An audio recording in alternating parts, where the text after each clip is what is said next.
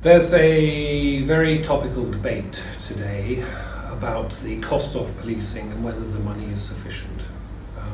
And on Friday I go before the Police and Crime Panel to make my proposal, which I have been consulting on with the public, to raise the local precept, which relates to 1/3 of the policing budget, by a further £12 per year for a Band D house, typical Band D house. The context is really critical that the public understand. Policing at the moment in our broadly safe area delivers a policing response to the greatest threats and risks of harm.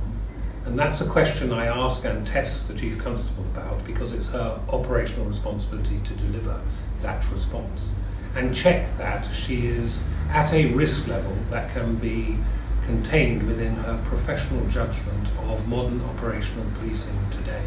If we had not had an easement, a settlement from the government in December, just a month ago, we would have been looking this year at further cuts to the police responses, the numbers and the facilities and the operational policing stance, which would have been proposed to me by the Chief Constable. We would both have been concerned about that, and so I'm grateful that the government has given us an easement by allowing me the option to raise a further £12, which will protect current levels of policing.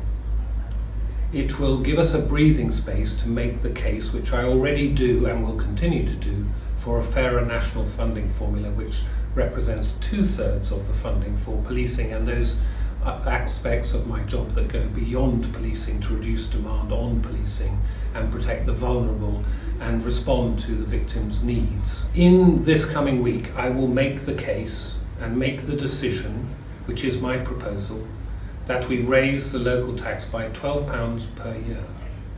I believe this is justified. More than that, I promise to consult with the public. And between 80 and 87% of the people that I've consulted with in different groups have, after they've heard the arguments in detail, voted substantially, overwhelmingly, that I should take this action.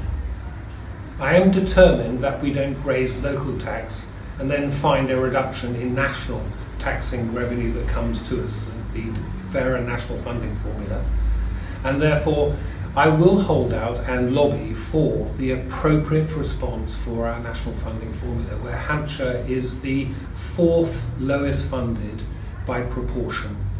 And we are fantastically good value, and the Chief Constable and her team, all the operational police people at the front line, whether officers or staff or volunteers or specials, all of them are, I'm convinced, doing the best they can with the resources they have. And there are, of course, pressures. I acknowledge them, but the budget I will set this year will protect us all to the best we can with the best opportunity for the right funding for now.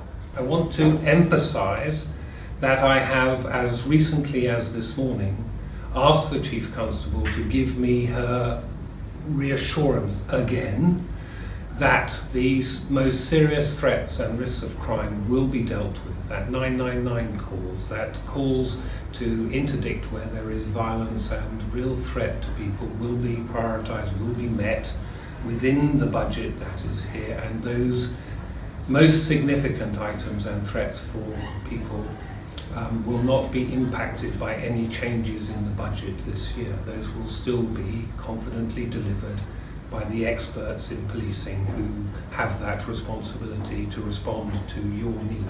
I know that many of you will have heard that there is to be a slight reduction in the dog unit, in numbers of people and the presence of that unit. I want to reassure you all that the operational policing specialist skills are being protected, where they will enhance the safety of those who put themselves at risk on our behalf, and where the dogs can provide with their handlers a specialist capability. I know how much they emotionally connect with the public when they're seen displaying the excellence of that teamwork of our people with our four-legged friends.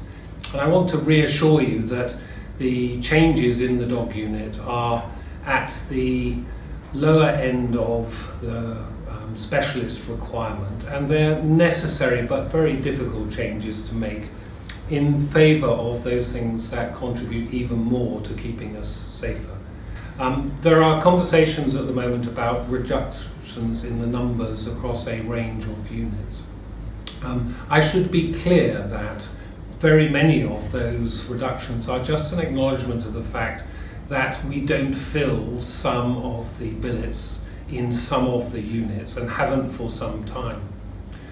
So we're just regularising that situation.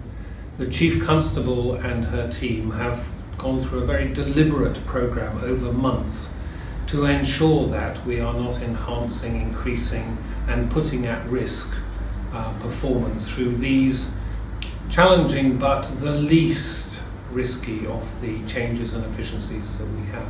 I'm really keen to share with you that behind the scenes we are doing things to meet the community's needs. You tell us sometimes about the responses to 101 and routine correspondence being slower and less effective than you'd like.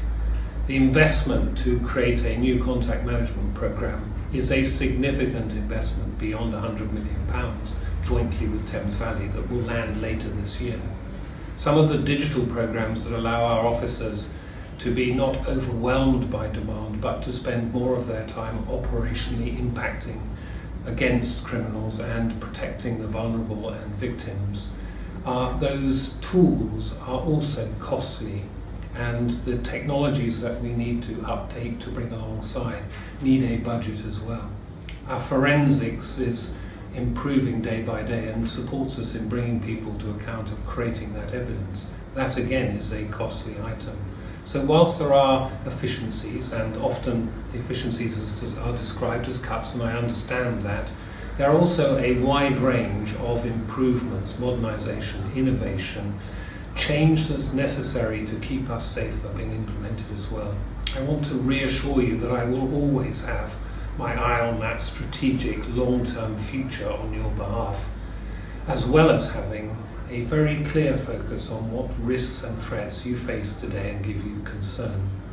And those are the cause of the challenges that I give to the Chief Constable to make sure that she has heard those and gives you the arguments for why operational policing is as it is and why it is operationally most effective to keeping you as safe as can be, and what the risks are from staying within budget, which is a requirement for us all, and therefore how to manage and mitigate that risk, and also to be clear when it rises above an acceptable level.